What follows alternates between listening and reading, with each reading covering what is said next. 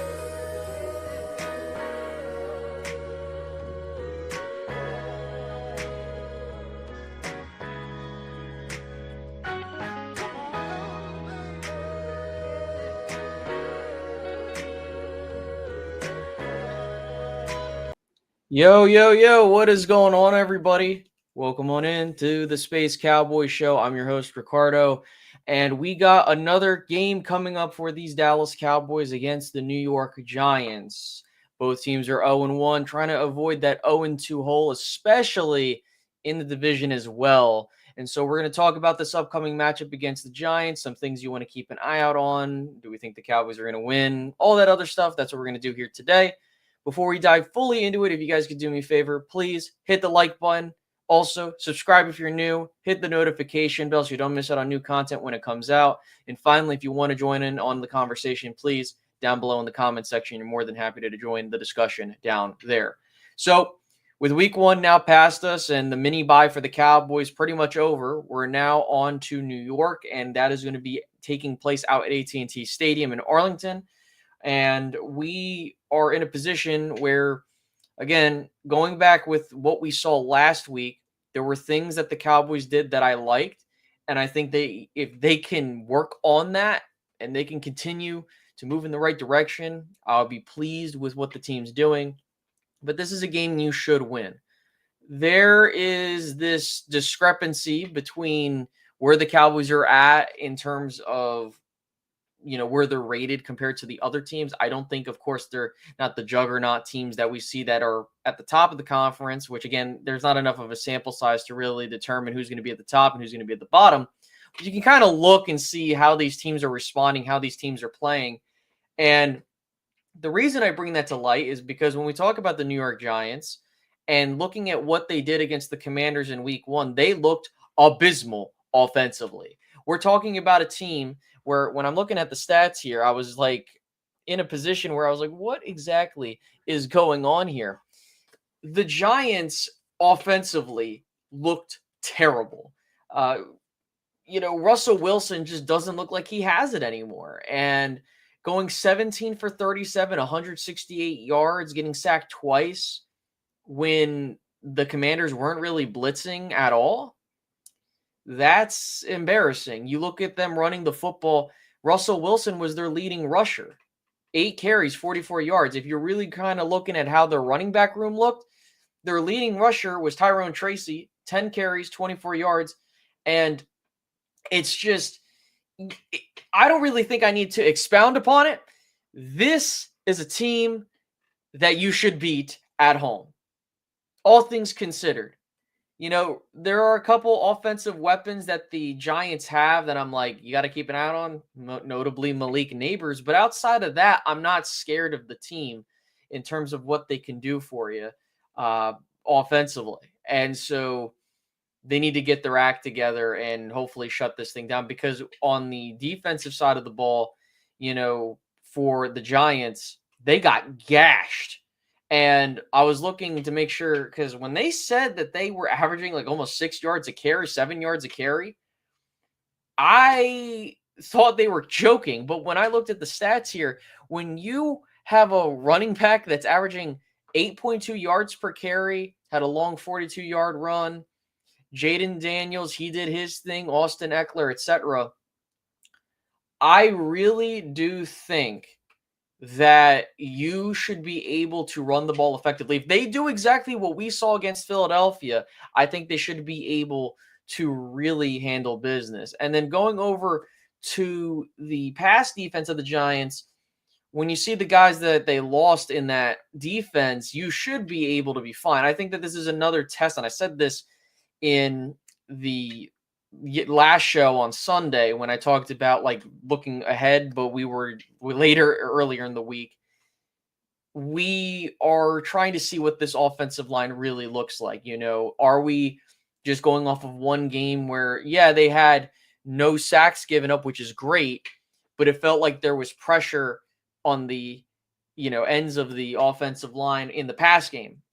So I want to really see that improve this upcoming week, which you should be able to. And then I was going to look at the spread because I was curious to see like how Vegas is looking at this. So currently the Cowboys are a 5.5-point favorite against the New York Giants, which doesn't surprise me in the slightest. The over or under is at 44.5. So if it were up to me, I would probably take the over on that, knowing how these teams usually play each other. And then for the spread, I would most likely take the Cowboys to cover the spread in that manner. The Cowboys have won 15 of the last 16 games against the Giants. Dak Prescott's played well against the Giants, good enough to where you should be able to take care of business.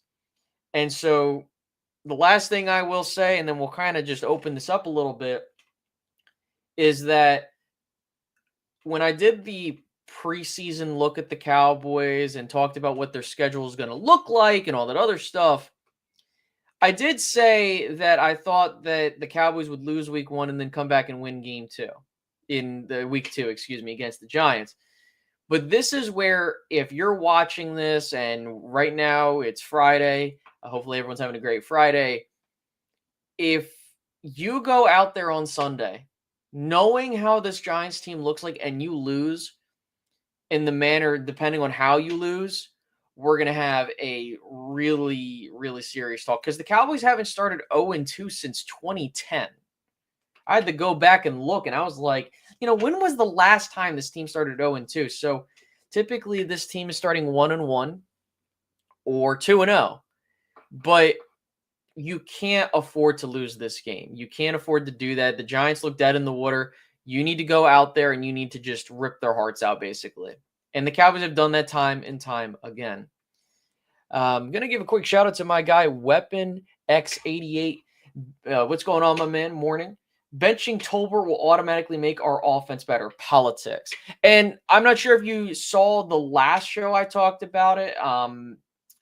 One of the things that I've mentioned is that for the Dallas Cowboys to really have this offense be formidable, not saying it isn't, it's just when you want to really create mismatch problems, you want to have Kevontae Turpin out there offensively. You're paying this guy. Obviously, it looks like you're not going to re-sign Tolbert. So for me, I think that Turpin is your wide receiver 3. We can clearly see that when you put the ball in his hands, he's a playmaker.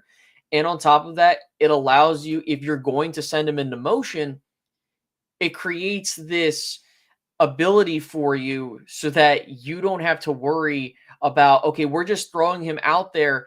Clearly, the ball's going to him, or clearly, that's what they're looking to do. And I think that's what differs from last season to this season, is they're not afraid to give Turpin the ball, whether that be running the football, jet sweep, you name it. And that's what you have to do. And I think that, again, his speed should give you that over-the-top capability where, other defenses have to worry about it. So there is that. And then the last thing I'll mention, obviously, because with Mingo and his injury, we won't see what he can do in this offense for quite some time. And so, we'll see how things look there.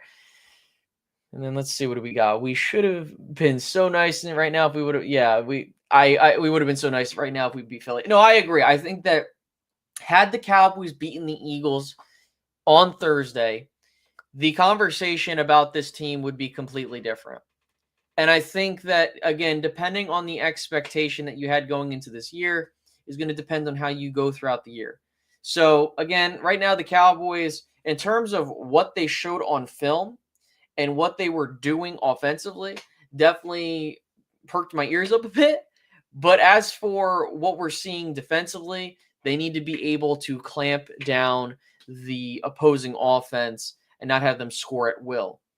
Now, speaking of the defense, we heard that Deron Bland is hurt again, and he has been seen in a walking boot, and the timetable now is 2 to 3 weeks. I was looking everywhere to see, what happened with Bland. Did he hurt it in practice? Did he hurt it in the game versus Philly? Like, we really don't know, and if anybody knows, I'm more than happy to take that information because I'm really curious. But again, when we talk about what the Dallas Cowboys need to do, it's stay healthy and be able to ensure that if someone gets hurt, someone steps up. Because I was looking at the injury report for week 2, and the notable names on there were Deron Bland, of course, which we already mentioned, Malik Hooker with the foot that he's been limited in practice, and then finally you had Wanye Thomas pop up on the injury report, but that was not for any injury. It was like a personal thing. And of course, you have Winfrey going to IR, which sucks for the defensive tackle depth that you have on the team. But when you look at what the Giants are going through and seeing, you have Micah McFadden, he's not going to play. Wan'Dale Robinson, he's been tracking on a pace to be ready to play. Same thing with Andrew Thomas and a couple of these other dudes. I saw that Malik Neighbors came up for a back, but he's fine. I'm looking at this team that you're going to go up against on Sunday, and you should be able to win this game. And again, if we want to know where the Cowboys are at in terms of the tiers of teams, they should be able to take care of business against against the Giants, especially considering the fact that they're not turning to Jackson Dart just yet. And that is where I think that the Cowboys can get them here. Again, I look at this Giants team. They haven't scored a touchdown. Knowing them, they'll probably score a touchdown on us this game because that's just how it works. But again, I'm looking at a team that clearly, just isn't there. And probably sooner rather than later, we're going to see Dart out there. But I think the good thing about you catching the Giants at this time is that you're going to have a team that's just looking to find something. And again, you should be able to run the ball well. You should be able to stop them defensively because, again, if you go back and watch that game versus the Commanders like I did, the Commanders really had their will defensively. And, again, they scored 6 points, no touchdowns, and those points came in the second and third quarter. And so I'm just really curious to see how this team responds under Brian Schottenheimer after a loss, which is another point I wanted to get to in today's show.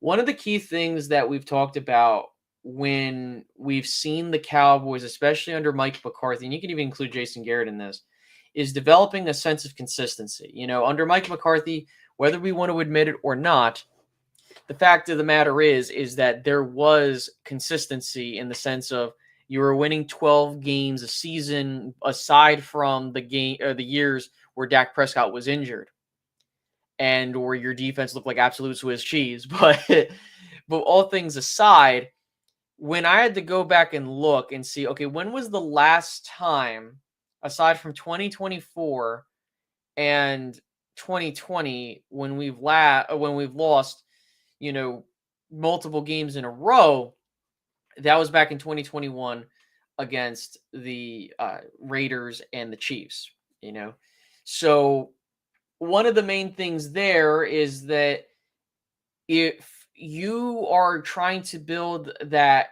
culture that you say you're trying to build, that, hey, if we get knocked down, we're going to come right back up and get back moving along, We should be able to go out there on Sunday, take care of business, and move on.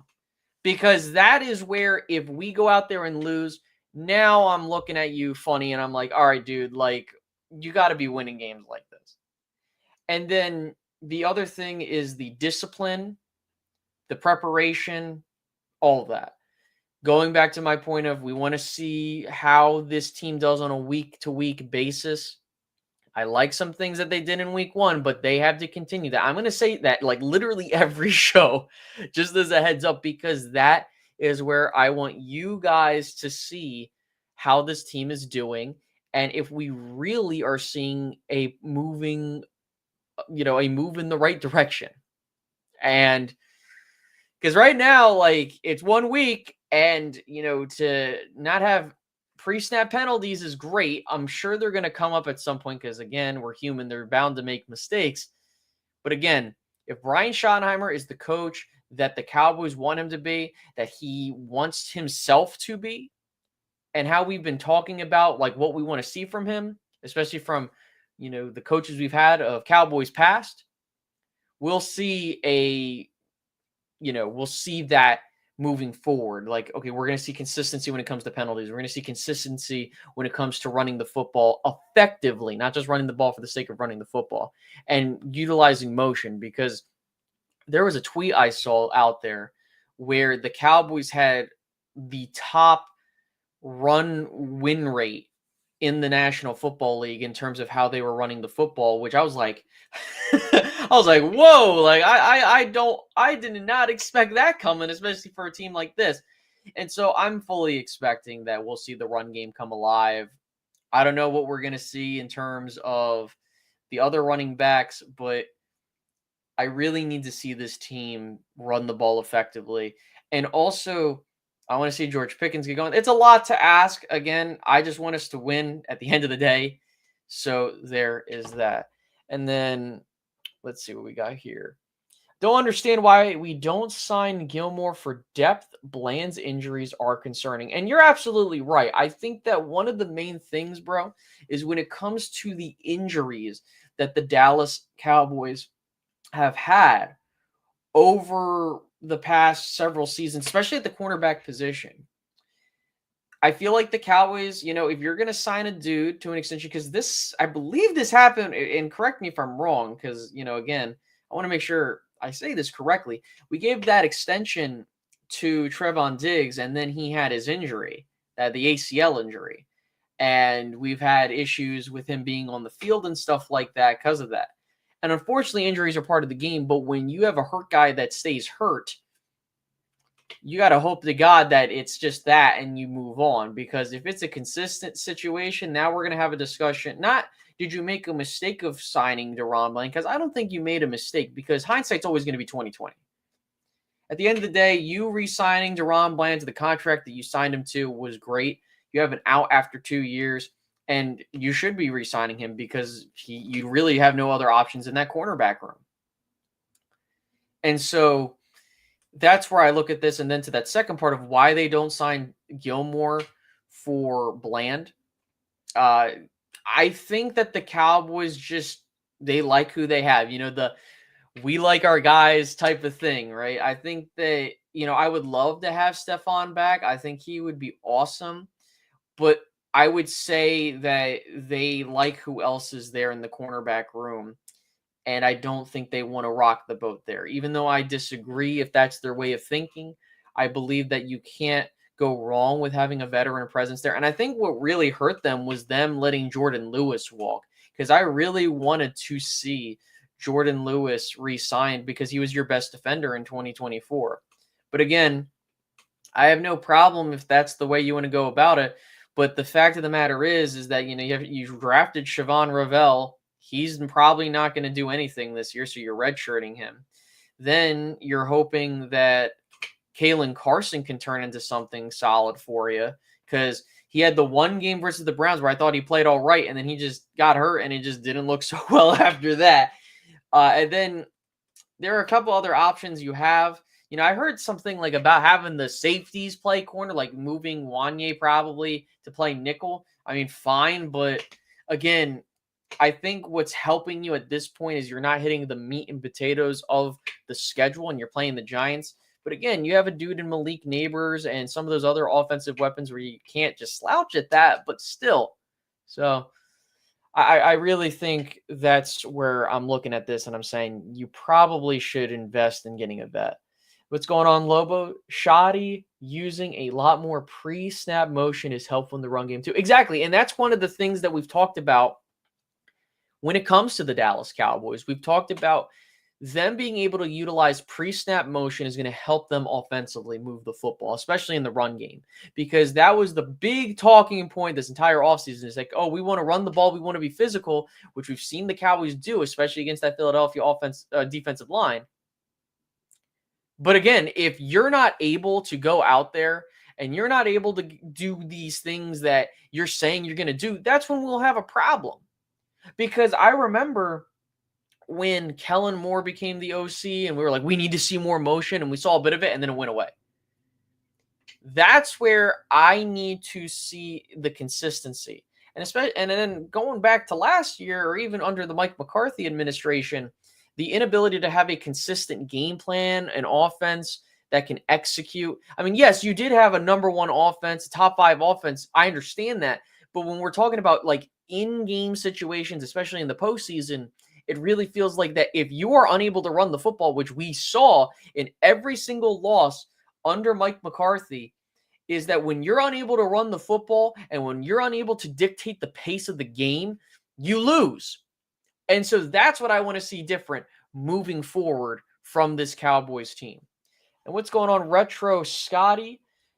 Been a while. Who steps into Bland's place? Reddy Stewart, Zion Childress. I personally think that you're probably going to see Stewart step in, but I think that that's where, like, I'm not very comfortable having those dudes out there. Maybe they surprise me. Maybe they play well. But for me, I think that if, they need to go out there and grab a dude. I think that's what's scary. Now, again, I think the reason also they're not going after a guy like a Gilmore or even trading for someone, I just think that it's because they're looking at this as a 2 to 3 week thing. You look at the schedule and you're like, we can manage it. So that's how I'm looking at this. And then the we love our guys mantra, a specialty from Catboy Steve. Exactly. And then what's going on, Weapon X88? Leafau is expected to get more snaps. I'm excited about that guy and watch him get a turnover. Yeah, I've been very high on Maris Leafau since he's come out of Notre Dame. I think that for me, at least, I was surprised he didn't get a whole lot of snaps compared to what we've seen last year. I was like, okay, you're playing Kenneth Murray, and I'm not a fan of Kenneth Murray. I didn't like, it's cool you got a body that's in the room as a veteran linebacker, but I think that to give Kenneth Murray all those snaps over a guy like Maris Leafau, it's just so damn annoying. And then on top of that, if you really want this guy to develop into something good for you, you're going to need to give him the snaps. And I think that maybe the Cowboys are taking it easy. Maybe, Eberflus is trying to figure things out. But again, I really want to see Maris Leafau out there doing his thing. And then what's going on? Scotty, also like to see Blue get some playing time. Don't trust Miles Sanders after fumbling to his former team. Yeah, and so I think that for me, when it comes to that, I've been high on Jadon Blue. And I think that for Miles Sanders, he's a guy that's a running back 3, running back 2 at best in this league. Again, I'm a Penn State guy through and through. I've said that every single time when I talk about anybody that's been a part of the Penn State Nittany Lions. But man, there are moments where you're like, all right, cool. But again, you can't have a dude with a 4.6 40 outrun you to catch you on a play that should have resulted in a touchdown. And then you fumbling the ball doesn't help your case. But I think, again, to me, I think Miles Sanders is the bridge to get to Jadon Blue and Phil Maffa when he comes back. So I'm really hoping that's the case. And then what do we got here? Yeah, from what I understand, Kenneth Murray and even Jack Sanborn weren't impressive at all. And Murray had a grade of 30 from PFF, and Sanborn had a grade of around 47. Sanborn really, really disappointed me.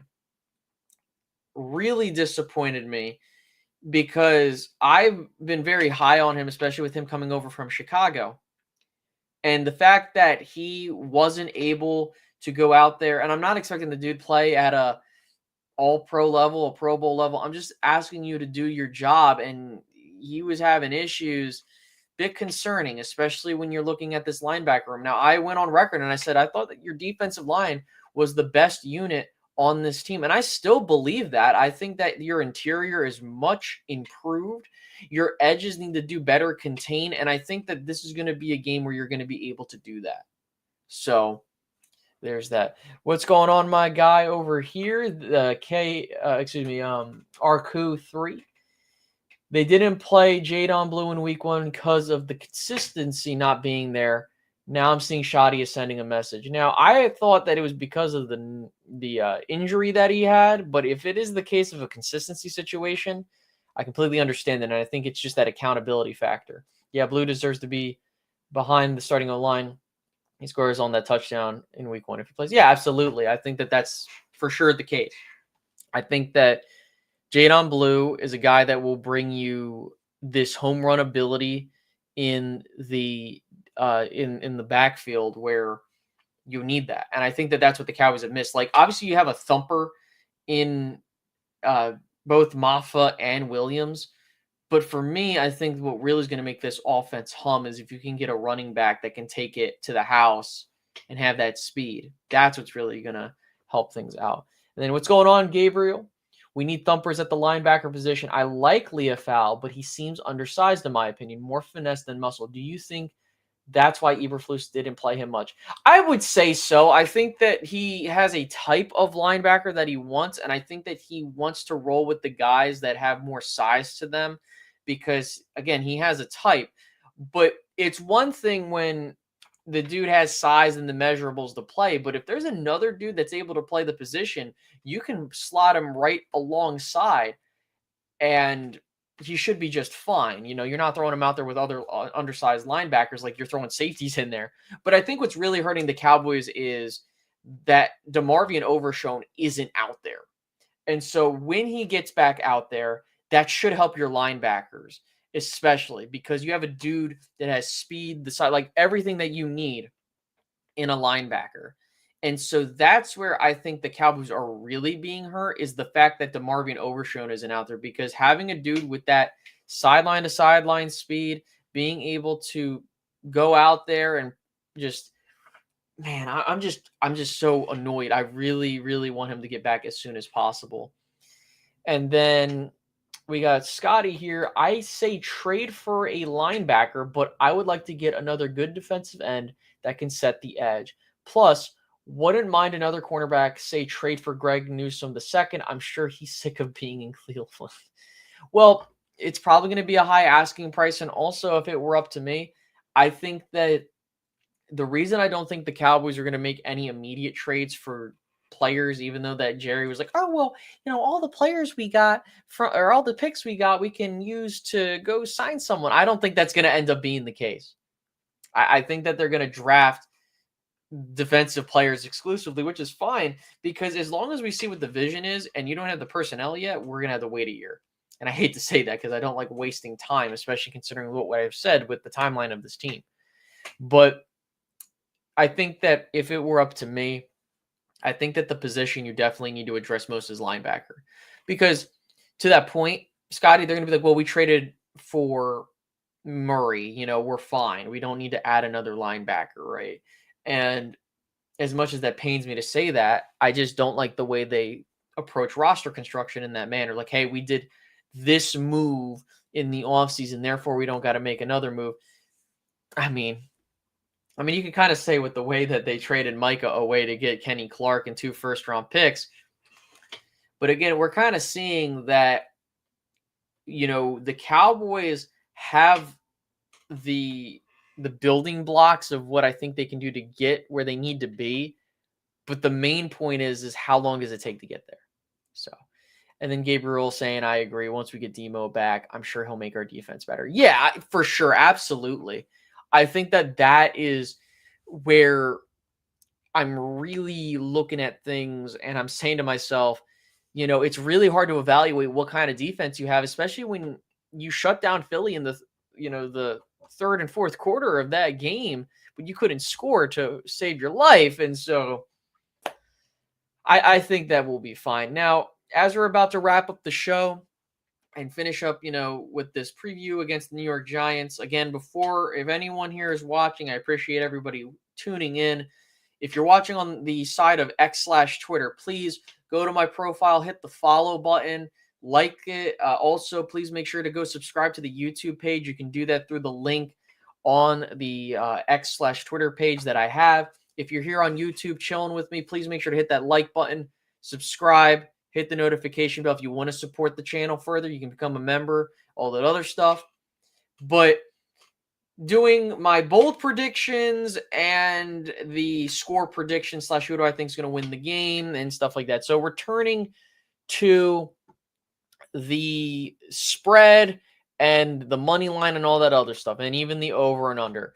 As I said earlier in the show, the Dallas Cowboys have a 5.5-point spread where they're the favorite against the Giants at home. The over or under is 44.5. And so I'm going to take the Cowboys to cover the spread. I'm going to take the Cowboys and Giants to go over on the point total. And then in terms of bold predictions, I believe that we're going to see George Pickens get his first touchdown this week. I think Dak Prescott will throw for over 250 yards. Defensively, I believe that we're going to see the Cowboys amass 3 sacks in this game. And I believe that we are going to see a turnover. I think that we're going to have someone that intercepts it that we're least expecting. But I have the Cowboys winning this game. I'm going to say probably by a final score of 34 to 16. I think that this Cowboys team is good enough to get the job done. Again, even if they win this game, it doesn't move the needle for me. I think this is just you're taking care of business type of game. Now, for the Cowboys, before I let you all go, I believe we're playing the Bears next week. Let me take a look. Oh, and we have a noon game. That's outstanding. So I was like, I know we have a Sunday night game coming up. But yeah, so we play the Giants week 1, or week 2, at 1 p.m. Eastern time. We play the Bears next week at 4:25 in Chicago.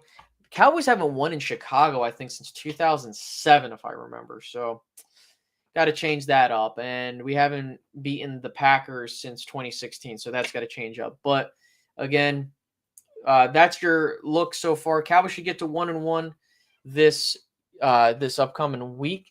And then I'll close it out with this from Gabriel. The Joneses philosophy doesn't make any sense, in my opinion. All he's doing is wasting another prime year in Dak, CD, Tyler Smith, Trevon Diggs by waiting. Why wait next season to improve your team? Unfortunately, that's just how they look at it. They're looking at this thing as a soft rebuild, and they don't want to give up the draft capital.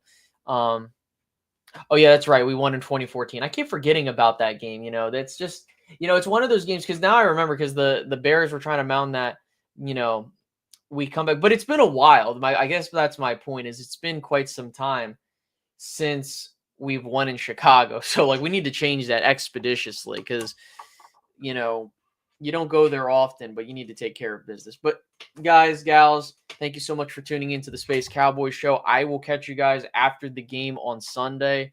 I'm not sure when I'll be doing the live stream, but I'll schedule it, and we'll talk about how the game went for the Cowboys afterwards. So again, I'll catch you guys later. Have a great rest of your night. Bye-bye.